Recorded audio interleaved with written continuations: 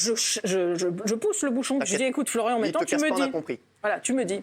Et il me dit, bon, écoute, elle vient de sortir de chez Bayrou, et donc, tu lèves le pied. Et après, sur Twitter, on voyait dans des conversations, c'est énorme, ce que nous raconte dans des conversations privées, on voyait des proches de Florian Philippot et des assistants du Front qui disaient on va vivement qu'on ait une loi d'amnistie générale. Ils s'étaient mis d'accord, voilà. Mais je ne sais pas ce qui s'est dit dans ce fichu bureau. Mais ils n'ont pas mangé des vanoutelles. Voilà, c'est ce que j'allais dire. Ils n'ont pas mangé des haribots. J'imagine que le sujet d'actualité, c'était cette fameuse ouverture d'enquête et les suites à donner, puisque voilà. C'est juste une affaire d'État, quand même. C'est juste une affaire d'État. C'est scandaleux. C'est deal au plus haut sommet du pouvoir. Écrit dans mon livre en mars 2019. Je pense qu'il a été lu par un certain nombre de politiques. Personne n'a moufté. Bon, c'est encore une fois, c'est des choses. Alors bon, c'est toujours pareil. Pourquoi vous avez quitté le RN ? On n'a jamais su ça. J'ai quitté le RN, alors moi j'étais pas un emploi fictif, ou peut-être un emploi fictif en sens inverse, c'est-à-dire que j'ai eu un engagement de 4 années complètement bénévole. Ah oui, ça vous n'étiez pas du tout payé. Pas du tout payé. Ah ouais. Bon. Et quand on s'engage dans un parti politique, c'est évidemment pour avoir une investiture qui corresponde à la fois à votre engagement et à vos compétences. Et là, tu as vu les copains. N'ayant eu une reconnaissance ni pour l'un ni pour l'autre, aucune raison de. Qu'est-ce qui vous a déçu ? Ils vous ont pas... de rester. Non, je pense que honnêtement, ma Marine est une personne que je respecte beaucoup.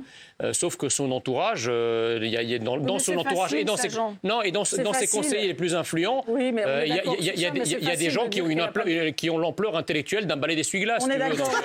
Mais c'est facile, c'est elle la présidente du mouvement. C'est elle la responsable. Si elle dit niet...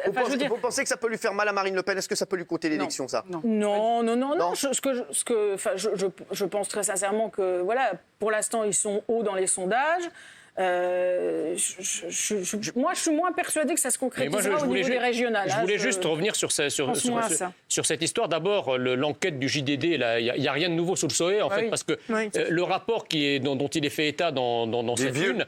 D'abord, c'est un rapport de synthèse parce qu'il y a eu un changement de juge et il y a effectivement un résumé de la situation qui est faite pour le nouveau juge. Donc, considérer qu'il y a un truc vraiment énorme, nouveau qui arrive, pour moi, c'est de la manipulation. La deuxième chose, c'est qu'il ne faut pas non plus perdre de vue l'idée, je suis bien placé pour le dire parce que je l'ai vécu, l'idée que le RN a quand même le plus grand mal à obtenir des financements.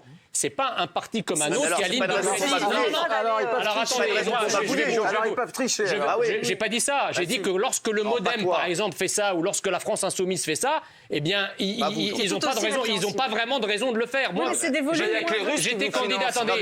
j'étais candidat aux élections législatives. Je devais ouvrir un compte de campagne. Eh bien, figurez-vous qu'après avoir écumé toutes les banques pour ouvrir mon compte de campagne, aucune banque n'a voulu. Mais il n'y a que les Russes qui veulent Il a fallu que la Banque de France oblige une banque française à m'ouvrir un compte de campagne, ce qui n'était le cas pour personne.